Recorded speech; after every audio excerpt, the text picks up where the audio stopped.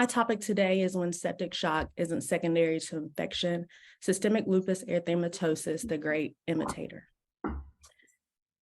Systemic lupus erythematosus, better known as lupus or SLE, is a common autoimmune disorder that affects multiple organ systems. It primarily is present in African American, Hispanic, and Asian women. My case presentation is as follows. A 16-year-old previously healthy Hispanic female presents with generalized malaise, myalgias, fevers, and diffuse rash. She had multiple ED visits over a span of 3 weeks. Initially, she was treated for a UTI with hematuria. A couple weeks later, she was hospitalized for dehydration and an AKI. Come to find out, after further investigation, she had a CMV syndrome and ultimately discharged. 2 days later, she presented back to the ED with continual weakness, malaise, and she was treated with amoxicillin for a group A infection. 2 days after that, she presented back to the ED for a new onset of shortness of breath with hypotension that was refractory to 3 liters of isotonic fluids. On my exam, she was notable for tachypnea as well as decreased bibasilar breath sounds. Ultimately, she was admitted to the ICU for septic shock. She was started on vancomycin, cefepime, and norepinephrine. As you can see on the chest X-ray, it shows that she has bilateral pleural effusions. Our initial lab work shows that she had a pancytopenia with preserved renal function. Also, we noticed that her hemoglobin was 6.5, and she was found to have autoimmune warm antibody hemolytic anemia with the positive GAT. So doing further workup, we also saw that she had the rouleau formation that was also consistent with this hemolytic anemia.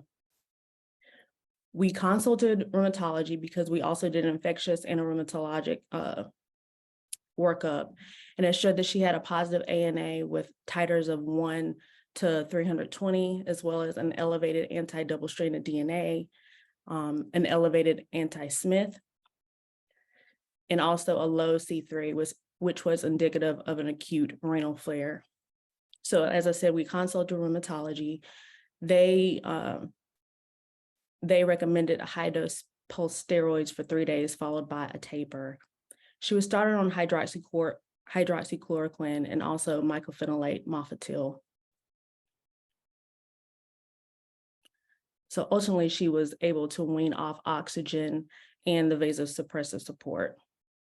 So some important things for this presentation to take note is lupus can present as septic shock, and you also need to consider it when a patient doesn't clinically improve, even after starting those broad spectrum antibiotics. Pleural effusion is also a common pulmonary manifestation of lupus. You can see it in about 40 to 60% of patients. Warm autoimmune hemolysis is also common. In the literature, it cites that about 14% of pediatric patients present with this as well. Renal involvement was also a concern because she also had an elevated double-stranded DNA and an elevated anti-Smith antibody. Unfortunately, we weren't able to fully assess her renal function due to her menstruation. But using the American College of Rheumatology and the European League Against Rheumatism classification, she actually met criteria for lupus with 33 points. And for this criteria, you only need 10 to make this diagnosis. Thank you for my presentation, and I can take any questions. Great, thank you so much. So we have one submitted question here asking about an explanation as far as why menstruation prevents the renal eval. Okay, so initially she presented with proteinuria and hematuria, but unfortunately, due to menstruation, that you can't really tell between gross and microscopic hematuria. And also for that classification for renal, there's proteinuria, which we did a urine protein creatinine ratio, and that was negative. But to further look for lupus nephritis, you need a kidney biopsy, which she didn't do during that admission. And did this patient get sequential chest x-rays? I'm kind of interested in knowing whether her clinical course kind of matched up with how her chest x-ray looked. So initially she had persistent pleural effusions for the first few days. She stayed in the hospital for about a week. At the end of the week, her pleural effusions did resolve. We also did an echo that showed that she had pericardial effusion as well. It was trivial.